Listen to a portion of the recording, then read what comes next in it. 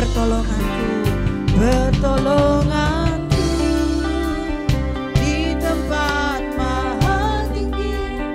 Ku mengangkat tanganku, aku berserah. Kau ku nantikan,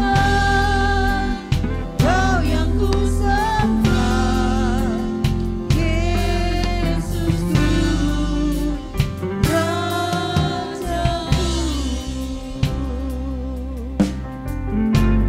Mari kita siapkan hati kita. Dari Tuhan. Itu sebabnya kami menanti-nantikan Tuhan. Kami haus ya Tuhan. Kami merindukan Tuhan di tempat ini. Terima kasih Tuhan kalau Tuhan masih memelihara kami sepanjang minggu ini. Dengan Tuhan kami kuat melewati apapun yang ada. Terima kasih Tuhan, terima kasih Bapak. Tapi kami membutuhkan kekuatan untuk hari-hari yang akan datang. Itu sebabnya kami datang lagi Tuhan. Kami menyembah Tuhan, kami mendengar firman-Mu ya Tuhan. Karena kami tahu kekuatan kami hanya di dalam-Mu. Terima kasih Bapak. Biarlah lewat firman-Mu juga sebentar kami kembali dikuatkan ya Tuhan. Roh Kudus, Engkau yang mengurapi kami, hamba-Mu terbatas. Tapi Roh Kudus bisa menyampaikan jauh lebih dalam lagi. Terima kasih Tuhan, kami siapkan hati kami buka hati kami. Di dalam nama Tuhan Yesus kami bersyukur. Haleluya, sama-sama kita katakan amin. Silakan duduk Bapak Ibu. Apa kabar Bapak Ibu? Ya, coba bilang bersama Yesus pasti kuat ya. Apa kabar Bapak Ibu? Haleluya.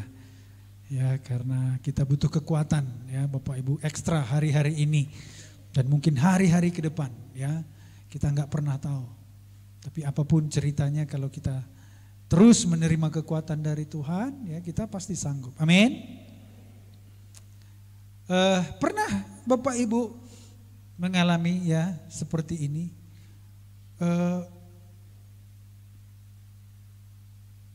Begitu ada masalah ya, mungkin ya entah sakit lah atau mungkin bertengkar lah suami istri atau mungkin gagal lah, mungkin tadi rugi lah ya. Pokoknya sepanjang hari itu banyak masalah dan kita gagal gitu. Terus kemudian kita diam dan seolah-olah diingatkan sama Tuhan gitu ya, di hati kita bicara, dia bilang begini, nah, itulah kan sepanjang hari ini kamu gak ada doa, sepanjang minggu ini kamu hampir-hampir gak pernah mengandalkan Tuhan, ya kan? Kamu gak ingat Tuhan, pernah gak begitu Bapak Ibu? Hah? Pernah ya? Tuhan seperti bicara sama kita gitu kan. Gak berdoa tadi pagi, tahu-tahu pemerintah kecelakaan jatuh dari motor segala macam atau bertengkar, baru kemudian kita sadar gitu. Oh iya ya, sepanjang minggu ini atau hari ini aku gak mulai dengan Tuhan, aku gak mengandalkan Tuhan, aku gak mencari kekuatan dari Tuhan, makanya aku gagal. Nah Bapak Ibu, itu hal-hal kecil dalam hidup kita, tetapi sebetulnya Tuhan mau bicara gitu supaya kita itu jangan tidak mengandalkan Tuhan setiap hari gitu. Supaya kita itu mulai hari-hari kita itu dengan Tuhan gitu. Tapi walaupun sudah berapa kali kejadian begitu, berulang lagi, ya kan? Siapa yang pernah begitu? Coba angkat tangannya. Siapa yang pernah begitu? Ya udah janji Tuhan, aku udah bersalah Tuhan, nanti enggak lagi balik lagi gitu ya. Berarti kita sama Bapak Ibu ya. Ya. Dan Tuhan ingatkan lagi, Tuhan enggak pernah bosan. Katakan Tuhan tidak pernah bosan. Bilang, taruh di dadanya, Tuhan tidak pernah bosan denganku. Kadang-kadang kita udah berpikir begini ya kan. Kadang kita berpikir begini, jangan-jangan Tuhan itu udah bosan sama aku. Kenapa? Karena udah ulang terus gitu. Ada momen gitu ya. Kita melihat diri kita gitu kan. Kalau kita umpamanya nih ada teman kita atau saudara kita udah janji gitu, tapi bikin salah lagi. Kemudian akhirnya kita bosan gitu kan. Kau janji-janji aja pun ya kan, atau istri gitu kan. Suaminya, ya maafkan aku mak kali ini enggak lagi. Gampang kalau minta maaf. Ya mama kali pun kadang gitu bilang sama saya. Gitu. Tetapi Tuhan enggak seperti itu. Katakan Tuhan tidak seperti itu. Tuhan tidak pernah bosan. Amin. Tuhan gak pernah berubah Bapak Ibu. Dia akan selalu mengingatkan kita. Kita yang udah bosan. Kalau Tuhan gak pernah bosan. Ya. Tetapi yang tadi penting Bapak Ibu ya. Tuhan mau supaya kita itu memulai hari-hari kita mengandalkan Tuhan. Karena Tuhan tahu gitu. Apa yang terjadi di depan kita. Apa yang terjadi esok. Masalahnya kita gak tahu. Gitu. Karena kita gak tahu apa yang akan terjadi 1 jam lagi. Apa yang terjadi besok. Itu sebabnya kita mempersiapkan diri. Gitu. Kalau kita gak bersiap.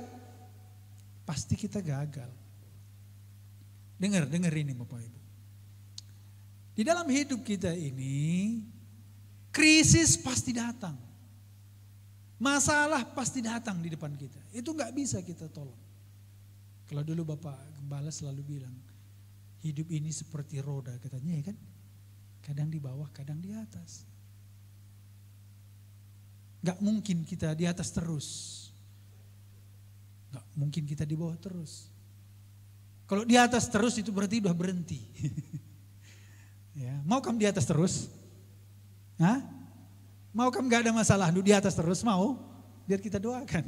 Tuhan berkatilah jemaatmu yang satu ini yang gak mau punya masalah ini. Ya supaya dia cepat-cepat berangkat gitu kan. Nah, yang penting sekarang begini. Bagaimana saya bisa nanti menang? Waktu masalah itu datang, krisis itu datang. Karena krisis itu pasti datang. Pasti datang. Macam-macam ya. Waktunya pun beda-beda kita semua. Ada yang mungkin besok. Ada yang mungkin minggu depan. Ada yang tahun depan. Ada yang nanti malam. Siapa tahu. Krisis apa? Ya ada macam-macam. Ada tiba-tiba ekonomi lah. Tiba-tiba masalah di rumah tangga lah. Kesehatan lah, tiba-tiba kita opname, sakit, segala macam. Ini lagi corona. Ada beberapa kesaksian kan di YouTube kan. Ada anak-anak Tuhan yang udah sebulan di rumah sakit pakai ventilator. Udah gak sadar, tapi dia berseru kepada Tuhan waktu dia di rumah sakit di ICU yang sudah tinggal sedikit lagi dia dekat dengan maut. Nah bagaimana orang-orang itu bisa menang? Bapak Ibu dengar. Ada persiapan. Itu penting. Hari ini kita belajar dari Yosua. Ya. Kita belajar dari Yosua. Keluaran 33 ayat 11. Keluaran pasal 33 ayat 11. Kita mau coba baca sama-sama ya. 1, 2, 3. Dan Tuhan berbicara kepada Musa dengan berhadapan muka seperti seorang berbicara kepada temannya. Kemudian kembalilah ia ke perkemahan. Tetapi abdinya Yosua bin Nun, seorang yang masih muda, tidaklah meninggalkan kemah itu.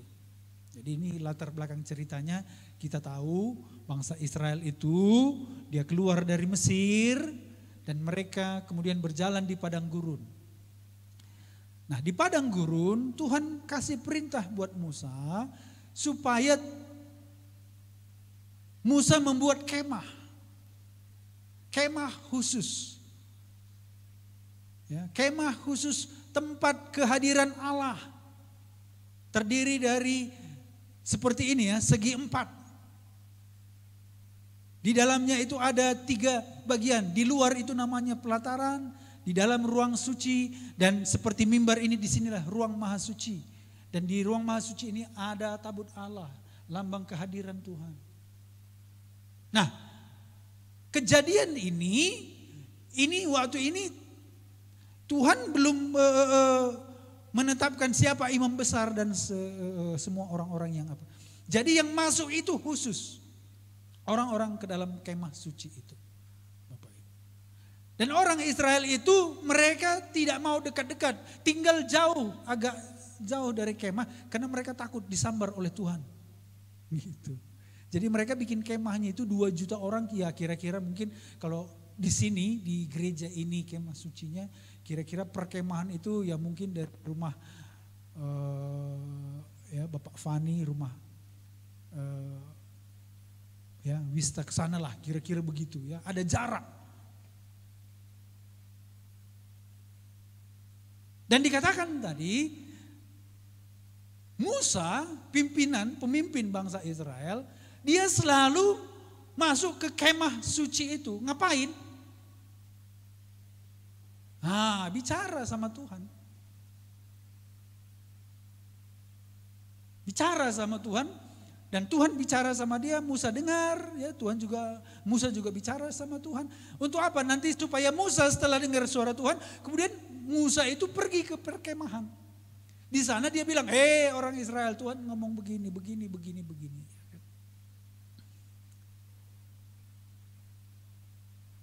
Saking seringnya Musa ketemu dengan Tuhan, nanti kalau dibaca di ayat yang lain, muka Musa itu bersinar gitu kira-kira. Tapi ada yang menarik di sini Bapak Ibu. Nah Musa setelah bicara dengan Tuhan, dia pergi ke perkemahan orang Israel, tetapi, nah ada yang menarik, ada yang aneh gitu. Makanya dibuat tetapi. Tetapi abdinya, rupanya Musa ini punya pembantu, ada 1 orang pembantu. Namanya siapa? Yosua, anaknya Nun. Seorang yang masih muda. Tidaklah meninggalkan kemah itu. Nah anak muda ini agak aneh sedikit. Nah biasanya kemanapun Musa dia pergi. Ikut gitu ya.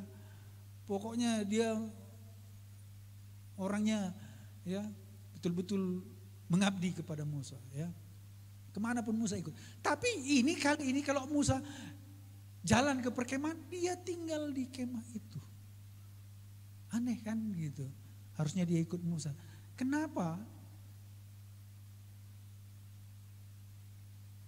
Pasti ada sesuatu yang menarik hati Yosua di dalam kemah itu. Kemah itu adalah tempat kehadiran Tuhan. Kemah itu tempat Tuhan berbicara. Ada sesuatu yang menyukakan hati. Ada sesuatu yang membuat Yosua tertarik untuk tinggal di kemah itu, Bapak Ibu. Itu sebabnya dia tinggal saja, dia bilang, Pak Musa, atau dia bilang, Om, Om, aku tinggal aja ya, gak apa-apa ya. Dia masih mau merasakan hadirat Tuhan di kemah itu. Nah, Bapak Ibu, hari ini kita belajar bahwa hadirat Tuhan itulah kekuatan kita. Amin. Nah Yosua tadi dikatakan dia masih muda. Dia masih muda. Tapi dia sudah mulai belajar untuk tinggal di hadirat Tuhan. Dia belajar untuk mencari Tuhan, mengejar Tuhan. Dia mau belajar mengenal Tuhan. Bapak Ibu dengar ini. Pasti ada sesuatu yang penting di pikiran Yosua. Kenapa dia mau tetap tinggal di kemah itu? Karena dia tahu selain dia merasakan hadirat Tuhan, dia tahu ini adalah persiapan bagi dirinya.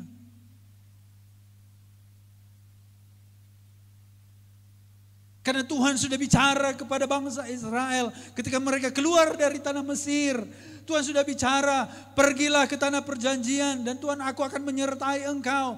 Karena bangsa-bangsa di sekitar mereka adalah bangsa-bangsa yang tidak mengenal Tuhan. Dan Tuhan janji mereka akan menang dalam peperangan. Tuhan janji akan menyertai mereka sampai tanah perjanjian. Artinya apa Bapak Ibu? Di tengah jalan itu akan banyak musuh, akan banyak masalah. Karena mereka akan melewati padang gurun dan melewati suku bangsa. Akan banyak peperangan, itu sudah pasti terjadi. Sehingga Yosua,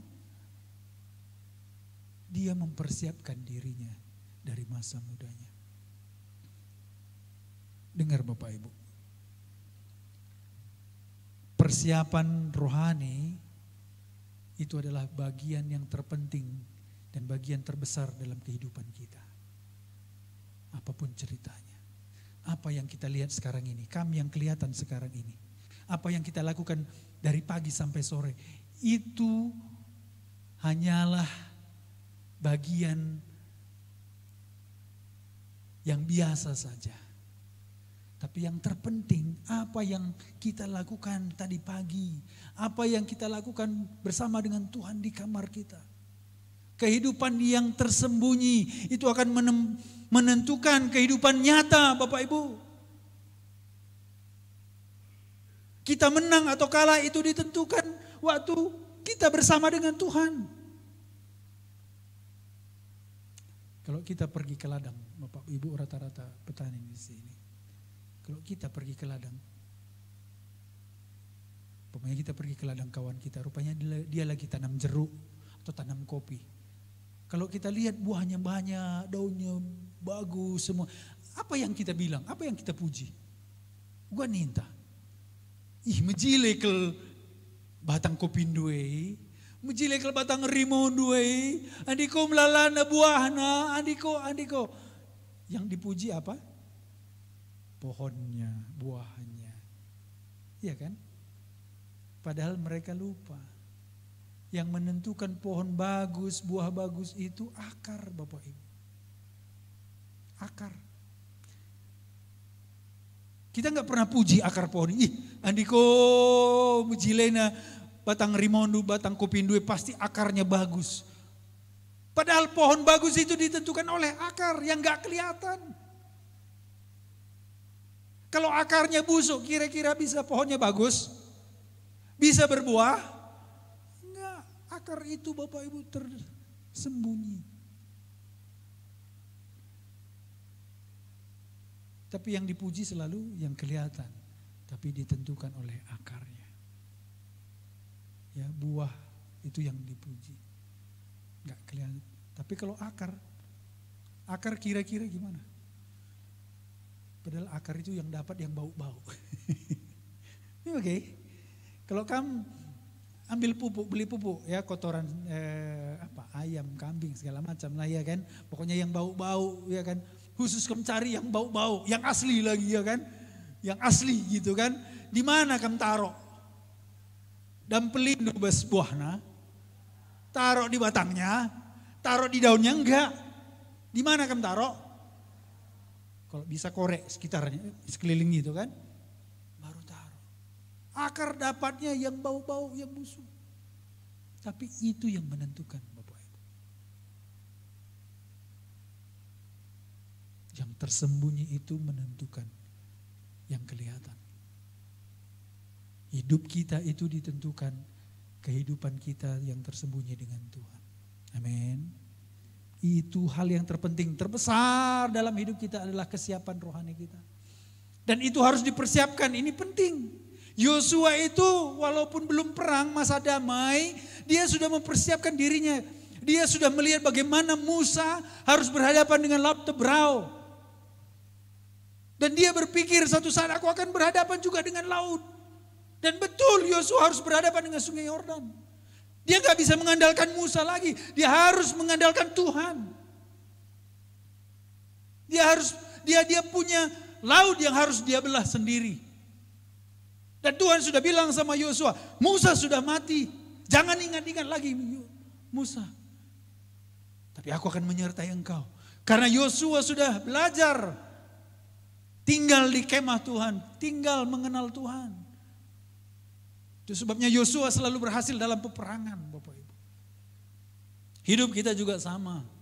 Di depan kita ada krisis, kita nggak tahu sebesar apa krisis dalam hidup kita. Mungkin sakit penyakit, mungkin masalah, mungkin rumah tangga, segala macam.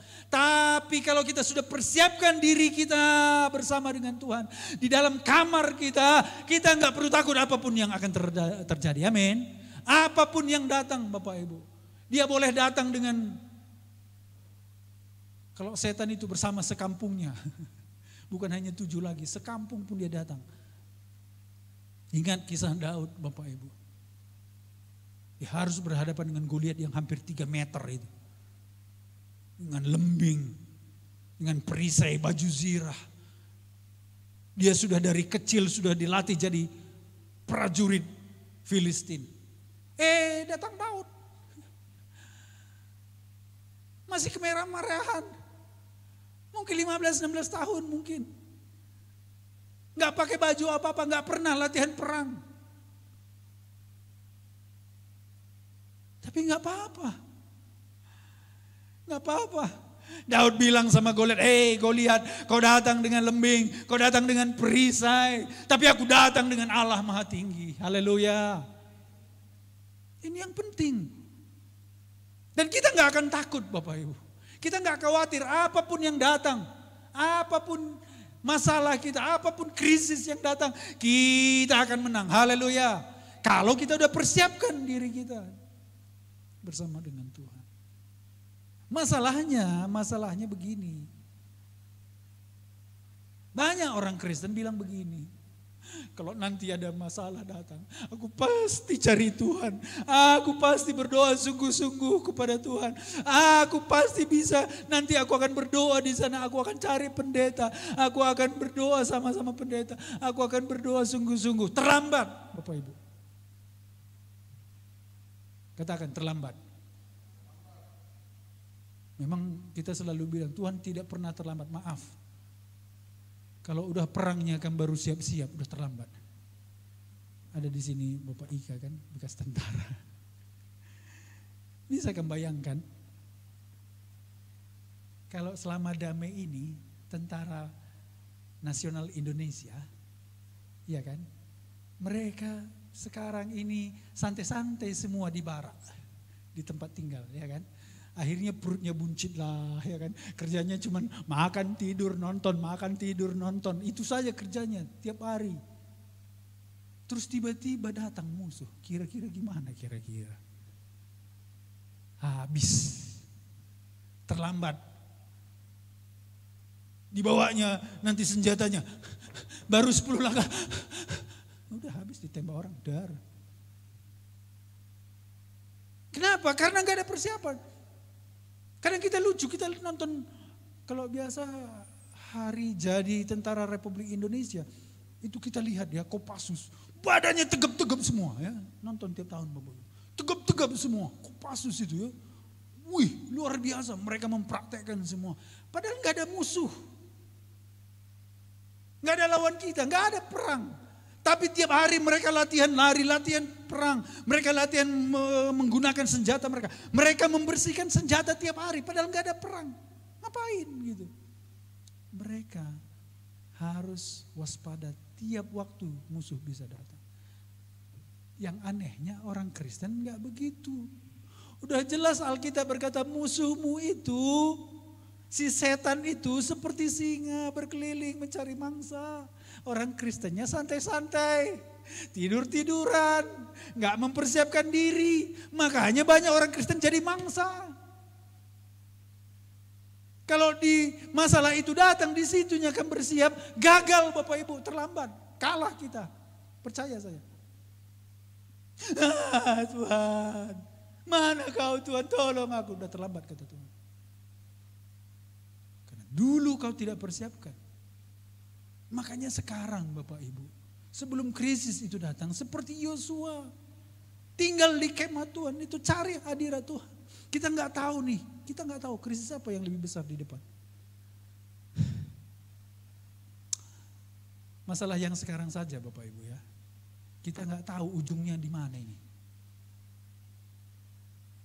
Ada yang bilang akan Januari selesai, kemudian ada yang bilang vaksin, tapi ini baru saya dengar juga minggu ini. Ternyata vaksin yang dicoba itu di Inggris itu udah dibatalin. Karena yang dikasih vaksin itu percobaan malah sakit. Jadi beberapa udah dibatalin di negara-negara. Yang dicoba itu pun belum tentu berhasil. Jadi ujungnya pun kita nggak tahu. Bisa aja setahun, 2 tahun, 3 tahun. Siapa tahu ini persiapan untuk krisis yang lebih besar. Dan tugas kami hamba Tuhan, tugas gereja sebetulnya adalah mempersiapkan umat-umat Tuhan untuk menghadapi akhir zaman. Itu yang penting sekarang. Banyak gereja mempersiapkan bagaimana mempersiapkan jemaat diberkati. Kalau berkatnya yang datang, gak usah kita bersiap-siap. Sekarang kalau saya kasih kamu 10 juta satu orang ini, perlunya aku hiburkan, perlunya kamu dikuatkan? Hah? Enggak perlu. Ya mulai sekalitik nari aku berikan kena 10 juta, gimana? Perlu kamu dihibur sebelum terima 10 juta? Enggak usah panjang-panjang, gundari saja. Gelawanci kami mulai. Tapi kalau tahu kamu besok, kamu kena corona masuk ICU. Hari ini kamu butuh kekuatan. Amin. Makanya waktu sekarang Bapak Ibu, bersiaplah. Kita ini tentaranya Tuhan. Kita harus melatih otot-otot rohani kita. Gimana caranya? Tinggal di hadirat Tuhan. Dengar Bapak Ibu. Kekuatan kita itu tidak bisa, bukan hal-hal jasmani, bukan. Karena lawan kita itu juga bukan jasmani, bukan darah dan daging. Musuh kita adalah iblis. Makanya masuk di kemah Tuhan. Tinggal di hadirat Tuhan, kejar Tuhan. Kita sudah hidup di perjanjian baru. Kalau dulu ada kemah Tuhan. Sekarang kita ini bait sucinya Tuhan, kata firman Tuhan. Artinya apa? Dimanapun kita bisa mengalami hadirat Tuhan. Di kamar rendu bisa. Di mana-mana bisa.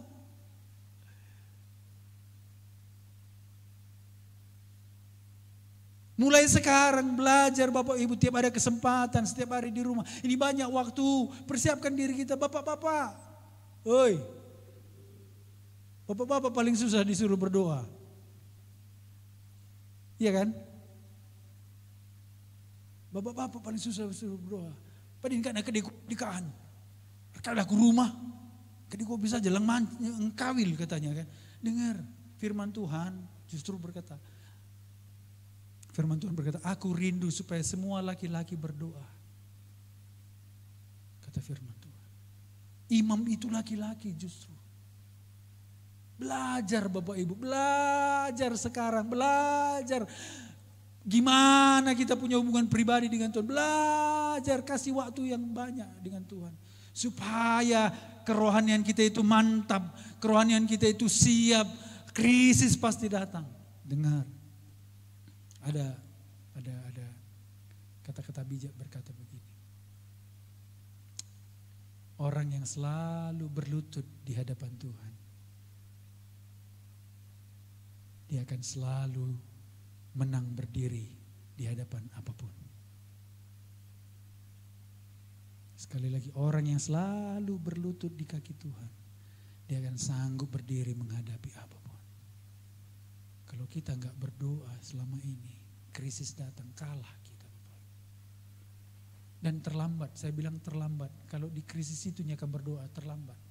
Makanya banyak kita ini, kenapalah hidupku begini, kita bilang. Karena kita enggak mempersiapkan diri. Apa yang kita tabur itu nanti akan kita tuai. Waktu kita menyembah Tuhan, di situ otot rohani kita, di situ kita dikuatkan oleh Tuhan, roh Tuhan dikuatkan. Waktu kita baca firman Tuhan sekarang memang enggak perlu sekarang. Apanya aku baca ini, enggak ada pun aku mengerti, kita bilang. Dengar Bapak Ibu, waktu kita baca firman Tuhan kita sedang menabung. Sehingga waktu krisis itu datang, masalah besar itu datang, semua firman Tuhan itu keluar. Oh firman Tuhan berkata, oh firman Tuhan berkata, oh firman Tuhan berkata. Sehingga kita kuat.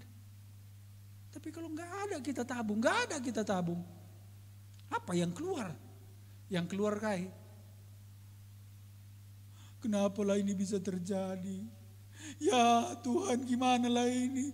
Gimana kalau parah kali penyakitku ini? Ya Tuhan, masih adakah harapan buat keluargaku? Oh Tuhan, gimana ini Tuhan? Gimana ekonomiku? Akhirnya kita mengeluh, menyerah.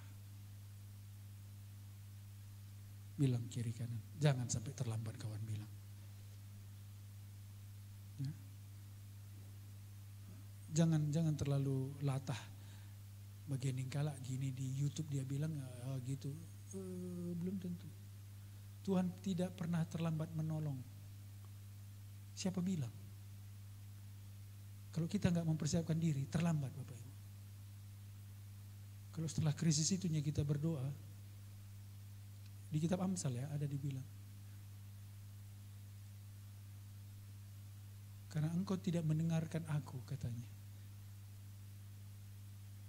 Aku tidak akan mendengarkan engkau, kata Tuhan. Waktu dulu engkau tidak mendengarkan aku, sekarang aku tidak akan mendengarkan engkau, kata firman Tuhan. Itu hikmat. Enggak ada hikmat kita menghadapi masalah. Tapi waktu kita tinggal di kemah Tuhan, hikmat diberikan. Yosua begitu. Dia diberikan pengertian, dia diberikan hikmat, dia mengenal Tuhan, dia tahu apa yang dia harus lakukan. Kemudian waktu apapun datang ya, dia enggak tahu apa yang terjadi. Tapi tiba-tiba Musa berkata, Yosua, dan dia pilih 12 orang, kalian mengintai katanya kan. Negeri yang akan kita masuki itu. Dan waktu mereka pulang dari pengintaian itu, Yosua dan Kaleb bilang, oh negeri itu bagus. Dan walaupun orangnya yang tinggal di sana besar-besar, raksasa, kita akan mengalahkannya bersama dengan Tuhan. Yang 10 bilang, oh nggak bisa. Yo mereka besar, kita kayak belalang, kita pasti dimakan. Yosua bilang, enggak. Sampai semua orang Israel mau melempari mereka. Tapi mereka enggak bergeming. Kita gimana? Kalau semua nanti orang bilang,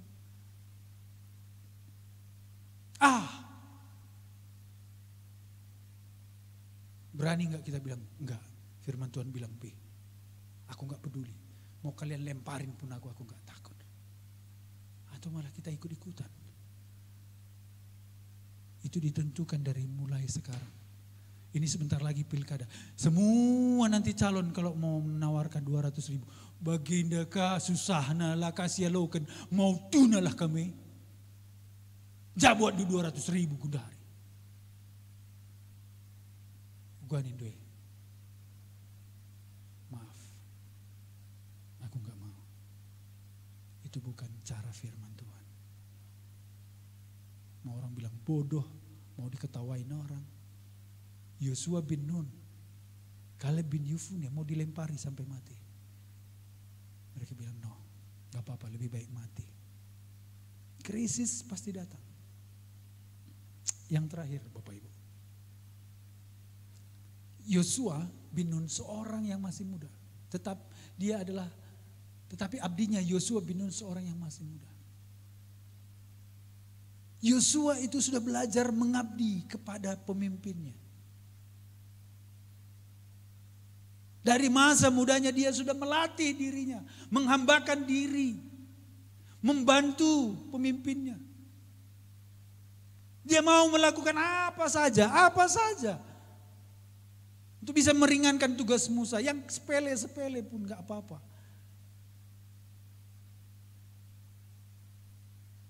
Makanya gak heran Yosua itu akhirnya dipercaya, tapi mulai dari hal-hal kecil. Supaya kita bisa menang melawan krisis yang di depan itu nanti Bapak Ibu. Belajar mau melakukan hal-hal yang remeh, sepele, sederhana mulai sekarang. Jangan nanti kalau udah krisis datang baru kita mau berubah, gak bisa. Kita harus membiasakan diri hal-hal yang sederhana Bapak Ibu. Gak usah lagi yang tinggi-tinggi. Kalau di sini saya bilang sama anak-anak sekolah kitab selalu ya di sini saya bilang, Tuhan lebih tertarik gimana kau cuci piring daripada kau di depan jadi WL. Kalau nyuci piring saja pun belum tamat, maaf. Tuhan gak bisa pakai engkau jadi hamba Tuhan yang luar biasa. Maaf. Kalau nyuci piring pun gelang godung, masih minyak-minyak. Gimana mungkin bisa dipakai Tuhan? Tuhan lebih tertarik hal-hal yang seperti itu. Kadang kita yang merasa, oh enak kali seperti itu, oh sudah wow. No. Kalau nggak bisa melakukan hal yang kecil-kecil, Tuhan nggak bisa hal-hal yang besar. Amin. Satu kali, Yesus mengajak murid-muridnya, yuk kita mau kumpul, kita makan malam, kita mau pertemuan. Murid-muridnya semua, wow.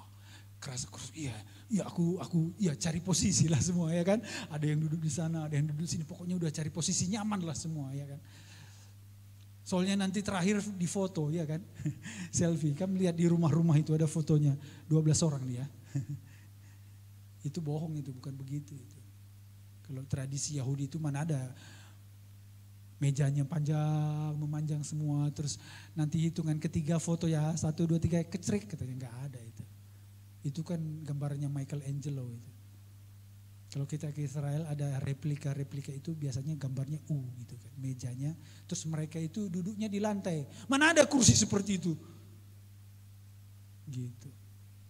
Tapi mungkin murid-murid ya namanya udah perjamuan wah besar gitu ya. Mungkin udah cari posisi gitu kan. Nah yang aneh. Yesus kan pemimpinnya. Harusnya Yesus itu ya duduk di tengah dong, ya kan? Duduk di tengah, ya kan, cari posisi mantap. Tapi anehnya, tiba-tiba Yesus jalan, dia tinggalkan, dia pergi ke dapur. Mungkin di belakang itu, nggak tahu rumah Filipus kalau nggak salah itu. Mungkin dia ke belakang, dia tanya, Bu, apa Pak, apa Yesus? Ada di sini kain-kain lap, kain lap untuk apa? Ya nggak apa-apa, yang bekas-bekas pun nggak apa. Oh iya, aneh ya. Entah sitik lauk, bas panci, entah baki apa. Bingung mungkin istrinya Filipus, pembantunya segala macam. Yesus bawa kain lap itu, bawa air pakai baki. Terus dia datang, dia nggak cari posisi, dia nggak apa. Tiba-tiba dia berlutut dan mulai elap kaki muridnya yang kotor. Karena zaman dulu itu Bapak Ibu nggak ada jalan seperti ini. Dulu itu debu. Dan waktu dia lap kaki muridnya, itu muridnya apa? Karena itu biasa dilakukan oleh hamba, budak yang nunggu di depan rumah. Tapi Yesus lakukan, dia cuci kaki muridnya. Yesus nggak jaga image. Yesus nggak peduli. Dia yang harusnya dilayani enggak.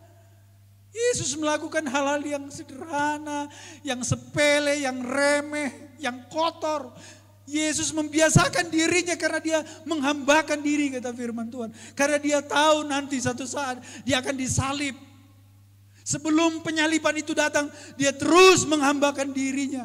Supaya dia gak perlu harus berjuang untuk merendahkan diri, Bapak Ibu. Yesus berkata setelah dia mencuci kaki-kaki muridnya, engkau juga kalau engkau adalah muridku, lakukan hal yang sama.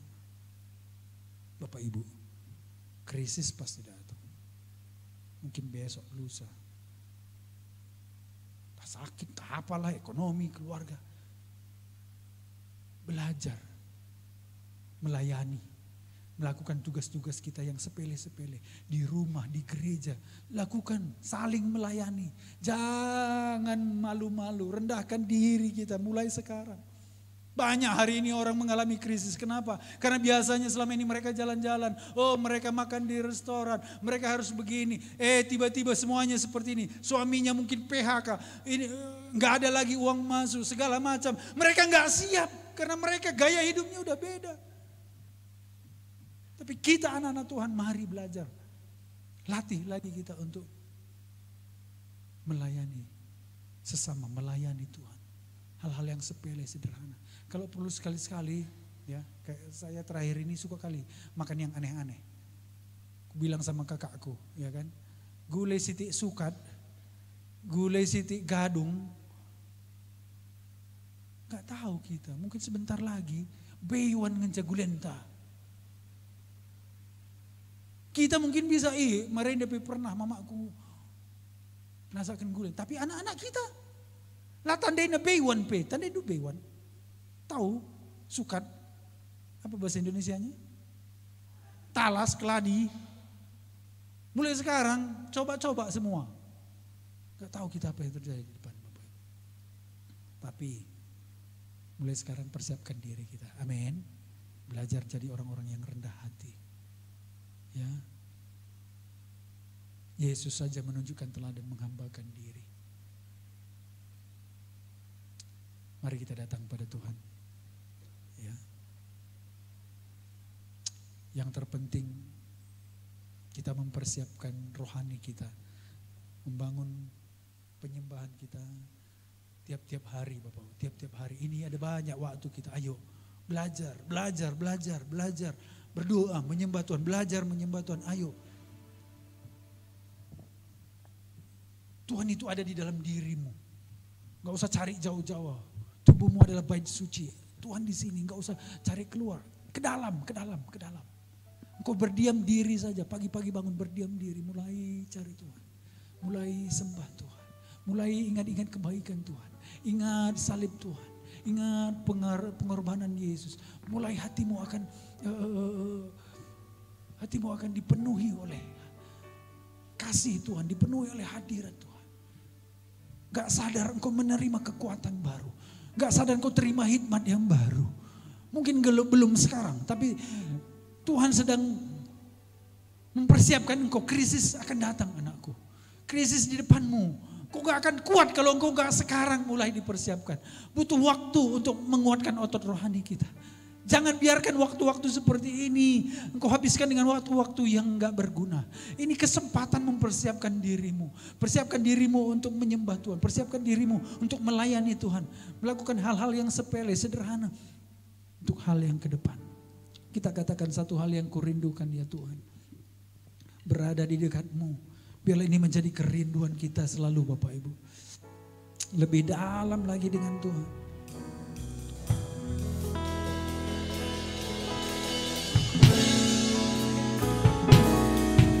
Satu hal yang kurindukan ya Tuhan, selalu berada di dekatmu. Dengan segenap hati, dengan segenap jiwa, ku menanti di hadirat. Sekali lagi satu hal yang kurindu, mari kita bangkit berdiri. Satu hal yang kurindukan ya Tuhan. Amin. Selalu berada di dekatmu. Di hadirat Tuhan engkau kuat. Di hadirat Tuhan kau dipersiapkan.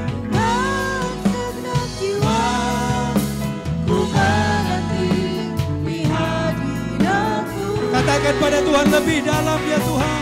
Lebih dalam lagi ku rindukan Tuhan. Lebih dari segala yang ada. Lebih dalam